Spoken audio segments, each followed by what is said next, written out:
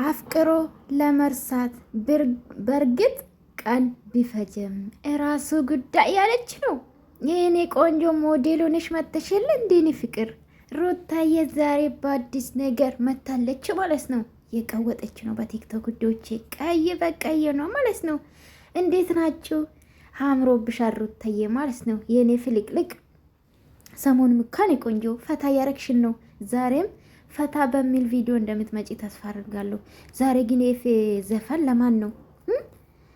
አፍቅሬ ለመርሳት ቢፈጅም ቀን ይዞሽ ሂድ እንደዛ ነው ጋይስ።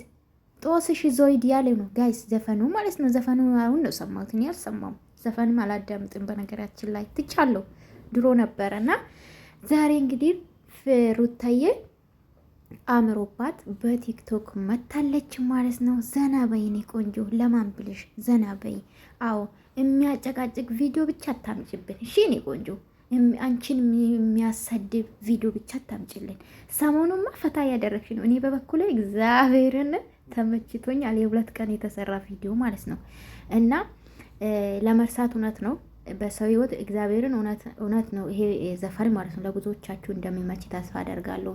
ለማፍቀር በጣም ቀላል ነው፣ ግን የምታፈቅሩ ሰው ለመርሳት በጣም ቀን ይፈጃል፣ ጊዜ ይፈጃል። እውነት ነው ለማለት እፈልጋለሁ ይሄ ዘፈን ላይ ማለት ነው። ይሄ ትክክል ነው ያለ እውነታ ነው።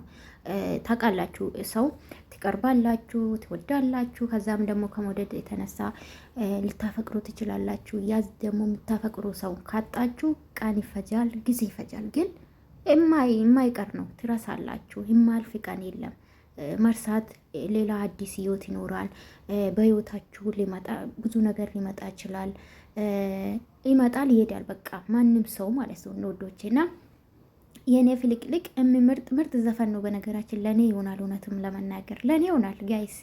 አዎ ምክንያቱ አልነግራቸው እና ሩታዬ ቀይ በቀይ ሆና ማለት ነው መታለች።